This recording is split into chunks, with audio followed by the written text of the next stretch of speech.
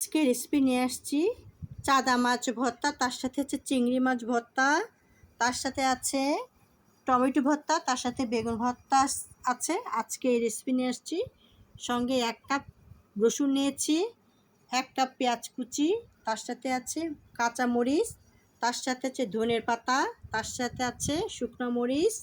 এগুলো সয়াবিন তেল দিয়ে ফ্রাই প্যানে শুকিয়ে ভেজে নেব, তারপরে ভর্তা করা হবে। ভর্তা খেতে খুবই ভালো লাগে।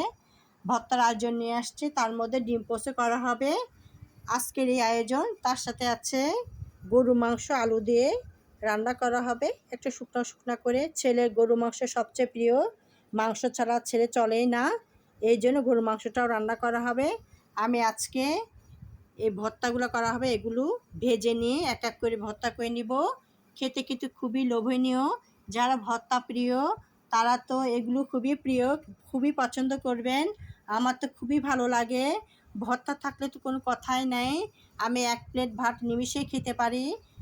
আজকে সেই এক এক করে ভর্তাগুলো আমি ভেজে নিব। আর চিংড়ি মাছ আর চাদা মাছ, তার সাথে আছে টমেটো, তার সাথে আছে বেগুন, আমি এক এক করি। তার সাথে রসুন পেঁয়াজও কাঁচামরিচ শুকনো মরিচ সবই ভেজে নিয়ে শিলপাটায় বাটা হবে। খেতে কিন্তু খুবই ভালো লাগে। যারা বিলটান আছে তারা বিলটারে ভেজে নেবেন, কিন্তু আমার শিলপাটায় ভর্তাটা বেশি লোভনীয়, বেশি টেস্টফুল মনে হয়, তাই আমি শিলপাটায় ভর্তাটা করে নেব। প্রথম থেকে শেষ পর্যন্ত দেখবেন। যারা এই ভিডিওটা দেখবেন, যাদের কাছে এই ভিডিওটা ভালো লাগবে, আমরা নতুন পেজ খুলেছি, অবশ্যই একটা লাইক কমেন্ট করবেন। আপনাদের কাছে শুভকামনা রইল। আমি এক এক করে সব কিছু ভেজে নেব, তারপরে সরষের তেল দিয়ে পেঁয়াজ দিয়ে ভর্তার মধ্যে দেওয়া হবে। খেতে আরও লোভনীয়, আরও গুণ বাড়িয়ে দিবে, স্বাদের গুণ। আমি এক এক করে ভেজে নিব। চাদা মাছটা ভেজে নিব, ভাজা হয়ে গেছে। সামান্য কুসুম গরম পানি দিয়ে ধুয়ে নিব, তাহলে খেতে ভালো লাগবে। তার ভর্তা করা হবে।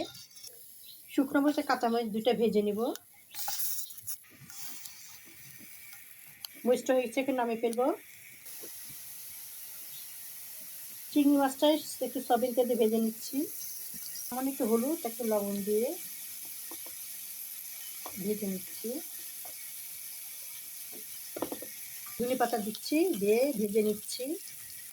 চিংড়ি মাছ ভাজা হয়ে গেছে, নেমে ফেলবো। এক এক করে ভর্তা করবো। এখন বেগুন আর টমেটো, পেঁয়াজ রসুন ভেজে নেব। সামান্য তেল দিয়ে একটু ভেজে নেব, একটু লাল লাল করে। পেঁয়াজটা তুলে নেবো, এবার রসুনটা ভেজে নেবো। এভাবে রসুনটা ভেজে নিচ্ছে। ভর্তার মধ্যে রসুন আর পেঁয়াজ খেতে বেশি ভালো লাগে। এবার নামিয়ে ফেলবো। টমেটো আর বেগুনটা সিদ্ধ করে দেবো।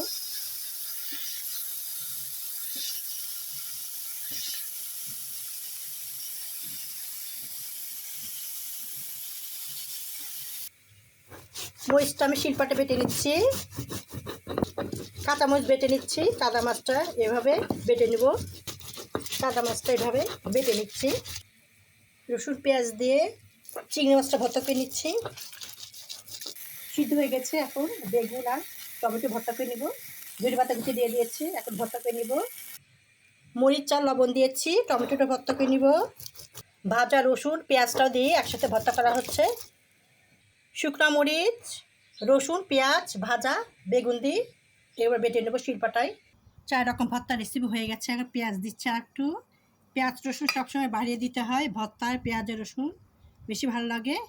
এবার সরষের তেল দিচ্ছি আর কাঁচা পেঁয়াজ দিয়ে মাখিয়ে নিব, খুবই মজাদার। সরষের তেল দিয়ে দিচ্ছি, দিয়ে মাখিয়ে নিব সবগুলো। কার কার প্রিয় এরকম ভর্তা অবশ্যই কমেন্ট করে জানাবেন। শুভকামনা রইল। আল্লাহ হাফেজ। রেসিপিটা ভালো লাগলে অবশ্যই একটা লাইক কমেন্ট করবেন। আবার নতুন নতুন ভর্তা রেসিপি নিয়ে আসবো। শুভকামনা রইল। আল্লাহ হাফেজ।